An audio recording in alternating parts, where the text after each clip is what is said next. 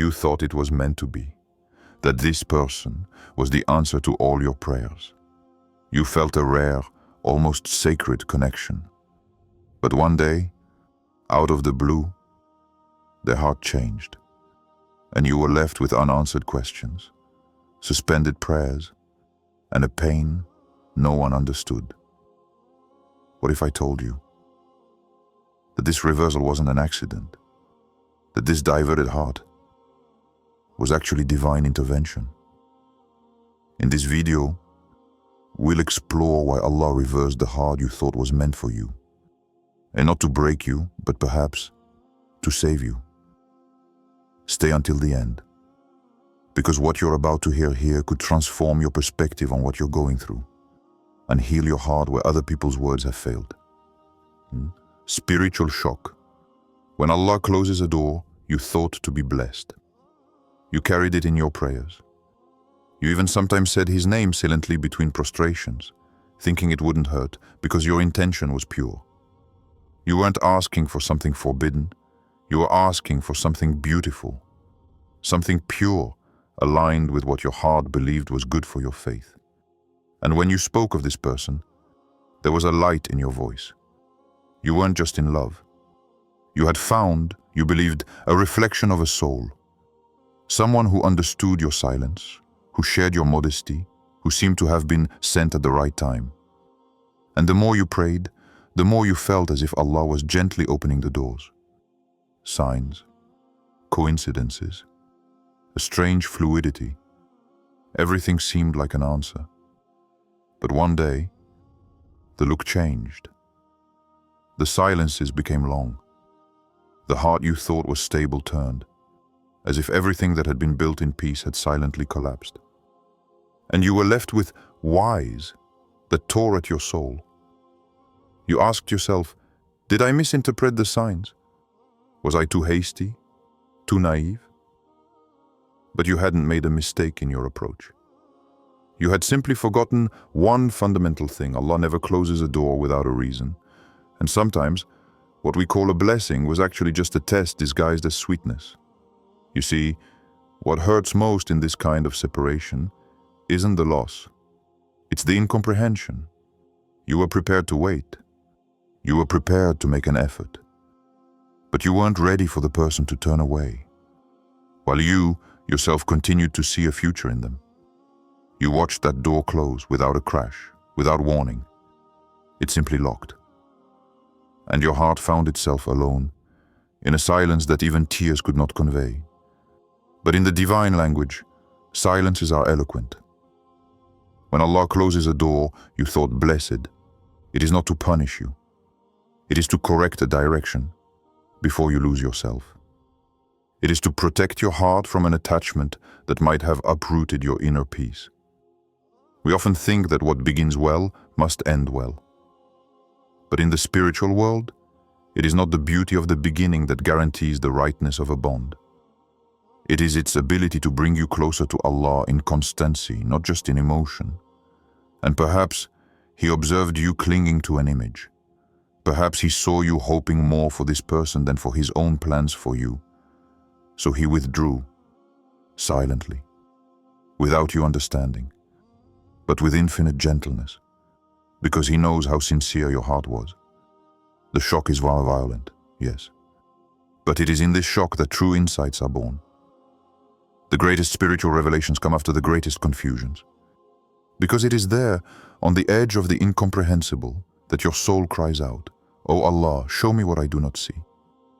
And there, something begins to heal, not because you forget, but because you realize that you were loving a direction, while Allah wanted to bring you back to a destination. 2.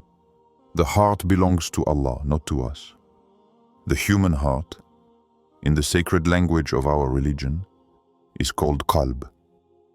And this word was not chosen at random, because in Arabic, qalb doesn't just mean heart. It also means turning, shifting, transformation.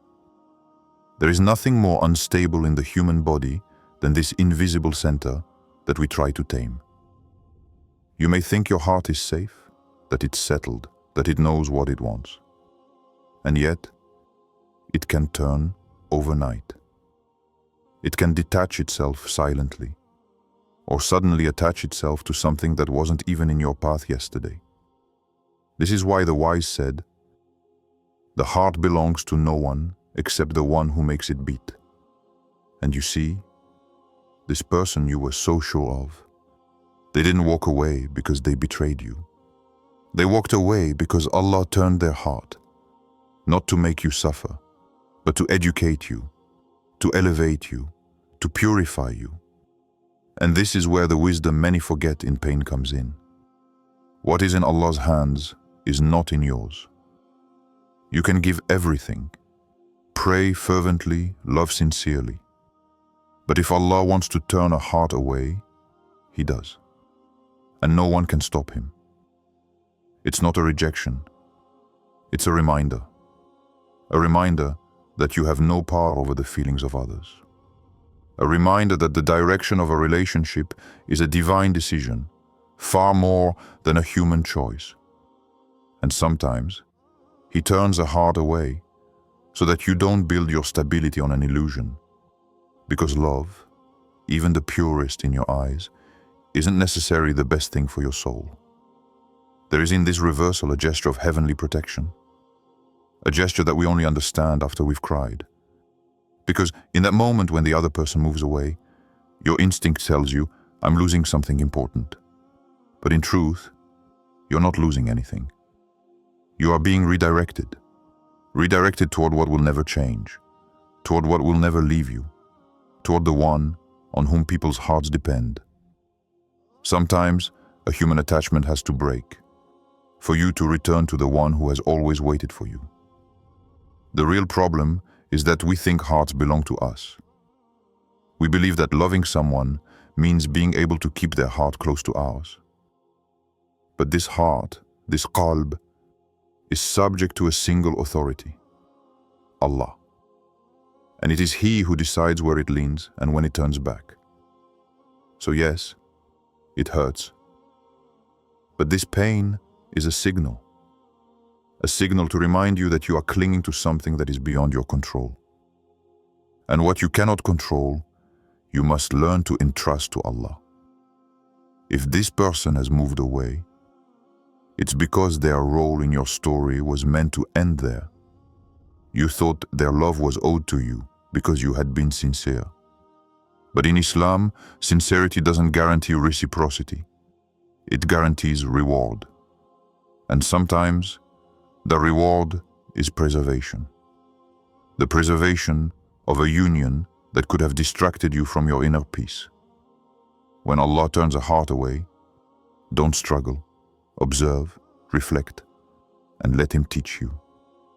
Because that heart that left was never truly yours. It belonged to Allah just like yours. And perhaps He simply wants you to return to Him what you were trying to possess. 3.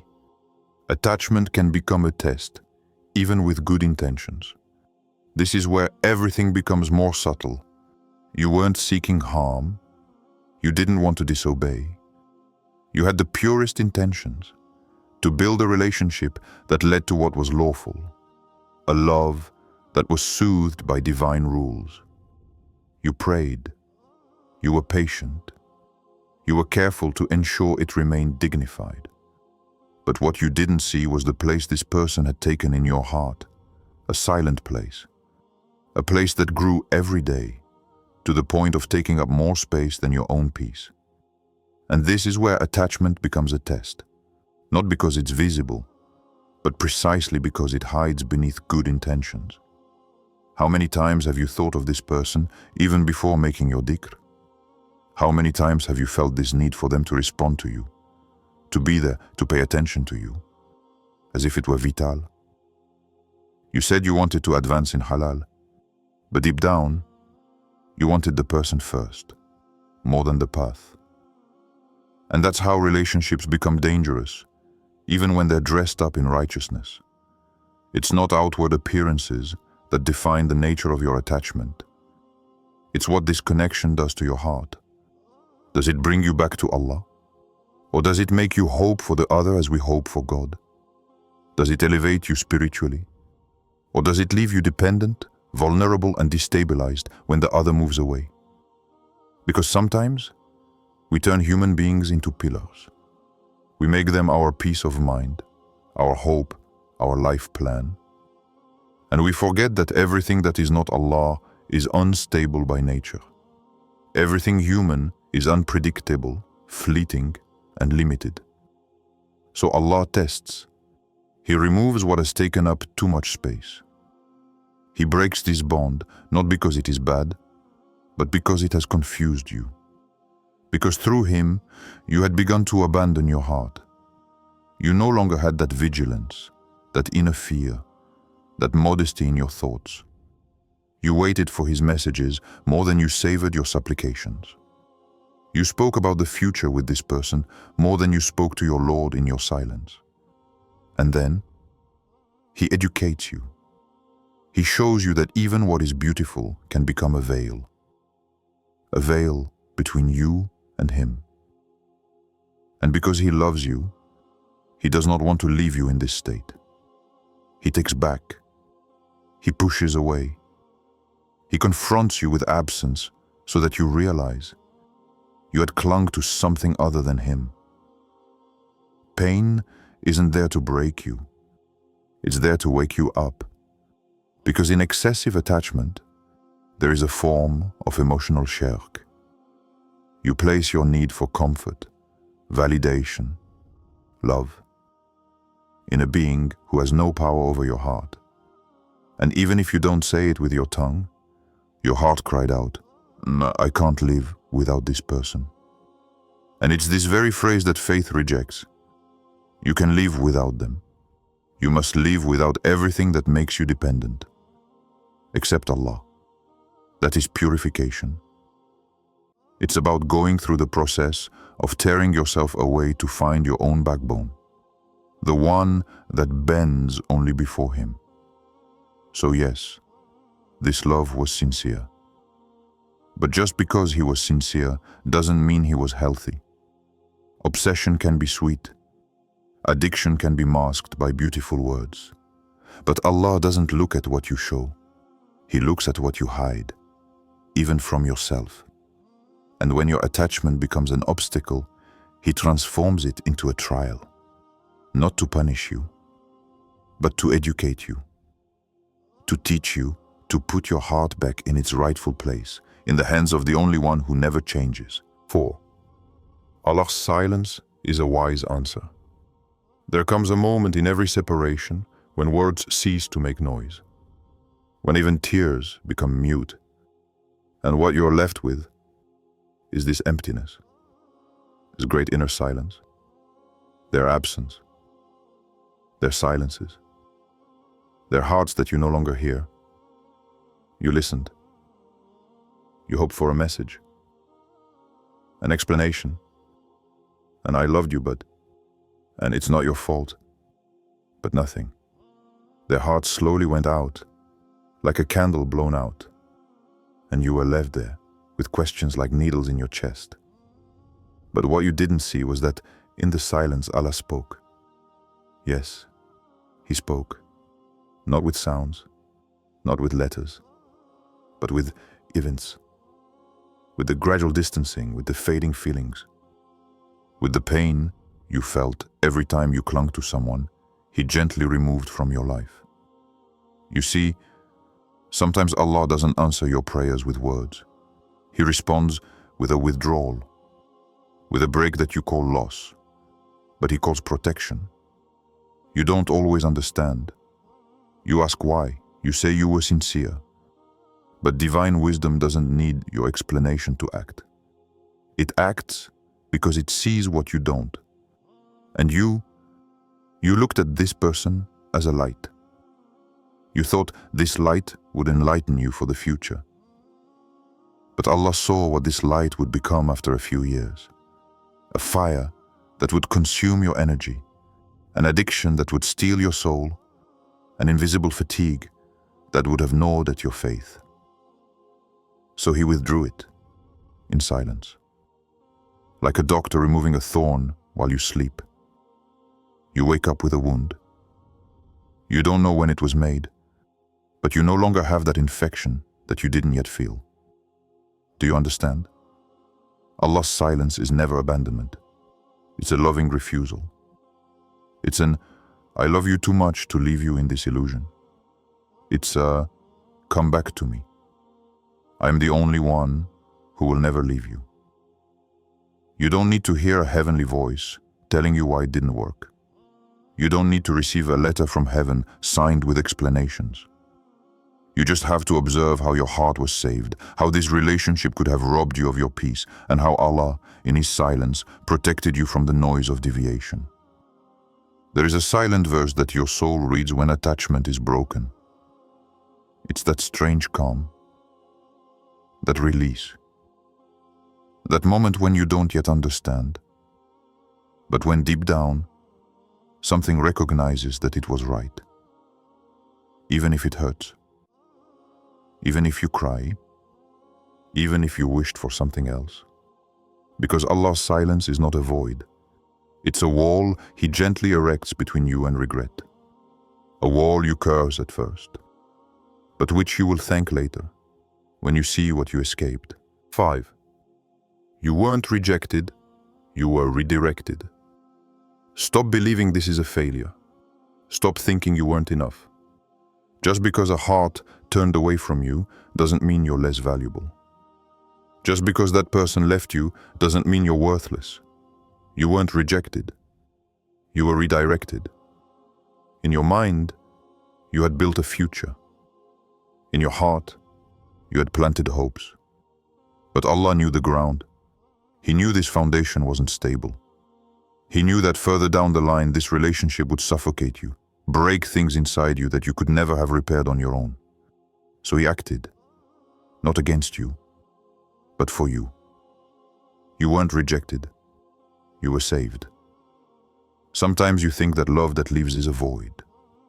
But in reality, it's Allah who creates a space within you for something greater, someone more aligned with your soul, someone who won't make you doubt your worth with every silence, someone who will come with peace, not confusion.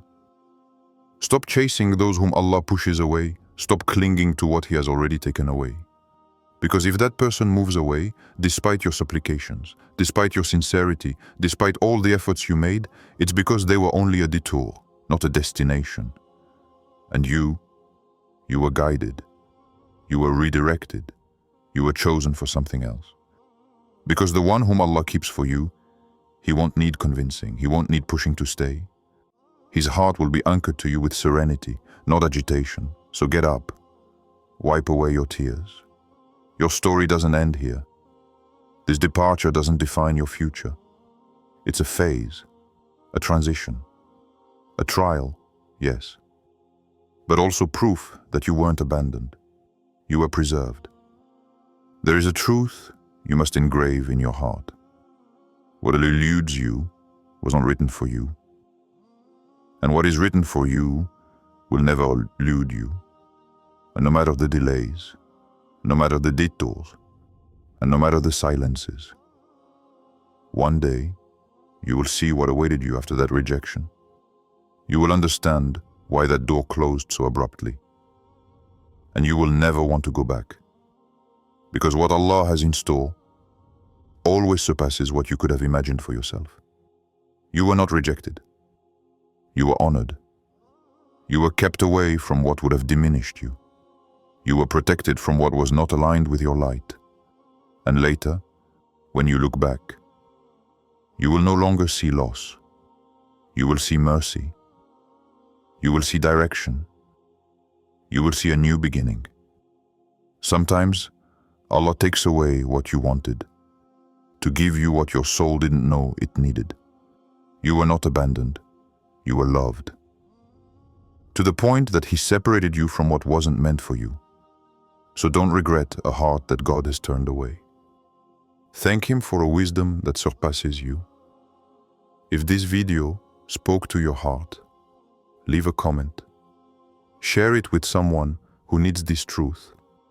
And subscribe so you never walk alone in your trials again. Because on this path, Allah always guides those who seek understanding.